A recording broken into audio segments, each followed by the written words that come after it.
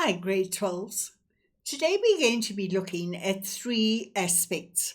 One that you are familiar with, but I'm just going to revise it, namely interest, which is capitalized. And we are then going to look at directors' fees and auditors' fees. And how we're going to deal with these is what we're going to look at today. So let's start with interest that is capitalized. So you know that interest, when it is capitalized, is either added to a loan or to the fixed deposit and not paid or received in cash. However, the interest is still reflected in the income statement, either as an expense or as an income. Interest, when capitalized, increases the liability of the loan. In other words, the loan will increase because we are adding the interest to the loan. And likewise, if interest is capitalized on a fixed deposit, we are not receiving the interest in cash, but we adding it onto the fixed deposit. So our fixed deposit is larger, and if we reinvest the fixed deposit, will be receiving interest on a higher amount than in the previous year. So let's have a look at the loan. So here I have loan, ABC Bank. I've got March the 1st, and the balance of the loan is 80,000 Rand. 1 year later, the interest I have not paid, I have capitalized, which is 4,000 Rand. And so the total amount of my loan, or the amount of money that I owe the financial institution, ABC Bank, is now 84,000 Rand. However, that interest must be shown. And so there I've got my 4,000 Rand, which is the interest which I have capitalized. And we know that interest on loan is an expense. Expenses are always on the debit side. And so here, this tells me that the interest on the loan has been capitalized and not paid from the bank account. And so we've done this previously, just a little bit of revision. Again, because it's the end of the financial year, I need to do things automatically without being told. And you will see what I've got here in blue is what I do automatically. So the loan account has to be balanced. So I've got my balance CD, I've got my totals, and I've got my balance carried down on the first day of the new financial year. Again, interest on loan is an expense, and you know that all expenses are closed off to one of my final accounts, namely trading account, profit and loss, or appropriation.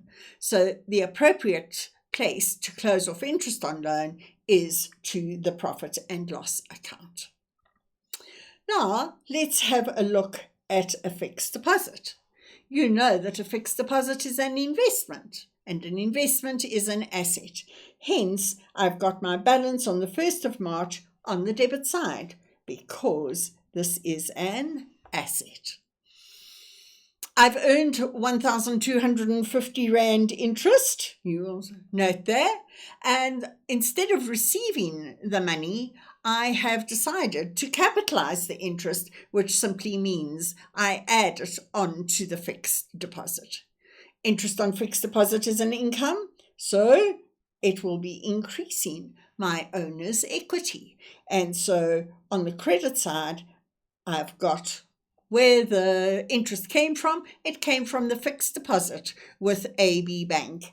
And if you have a look there, you will see my double entry. Again, just a reminder that when interest is capitalized, it will need a journal entry, both for the interest on a fixed deposit and the interest on a loan. So just some revision there. Now we are going to look at directors' fees. We have dealt with what directors' fees are, but they do have to be disclosed in the notes to the balance sheet. And so we have no option because the Companies Act 71 of 2008 states that the director's fees have to be disclosed. And so what are director's fees? Director's fees are simply rewards for contributing to the running of the company. How am I going to show this? So director's fees are shown in the income statement under the heading Operating Expenses. So a company cannot operate without its directors leading it and being remunerated for their leadership in the company. And so when directors' fees are paid, we are going to debit directors' fees. And please note, it's an expense, so it's reducing the owner's equity. And we are going to credit the bank because the money in our bank is being reduced, and so we have less money. Therefore, we have a minus. Next thing I want to look at is audit fees. So audit fees is payment to external auditors for the audit process. Remember, internal audit fees will be somebody on the company's payroll, and so their salary would simply fall under salaries. But this is for external auditors. The audit fees, like the director's fees, are shown in the income statement under the heading Operating Expenses. And so when we pay the auditors, we will debit our audit fees over here. It is an expense, so it's going to reduce the owner's equity, and we will credit the bank, obviously, because the money in our bank is being reduced. Hence, I've got a minus. So let's have a look at what the income statement is going to look like. So here I've got my income statement. I've got my heading Operating Expenses. So the X's simply just refer to any expense which might be listed under operating expenses. So it could be salaries and wages, repairs and maintenance, stationery, telephone, etc. But I've got two new ones which I'm bringing in, and it is my director's fees and my audit fees. And so they are simply shown as ordinary operating expenses. As I said, the Companies Act stipulates that the directors have to disclose their fees that they receive, and the audit fees have to take place.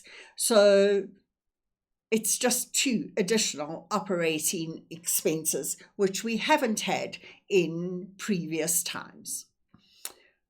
So what's for homework? I want you to do the exercises. I want you to revise capitalized interest, both on loans and fixed deposits. And again, we've been doing that since grade 10, so just a little bit of revision there. And then how would you record directors' fees and audit fees? So that's all for today, and next lesson we'll be looking at buying back shares in a company. Bye for now.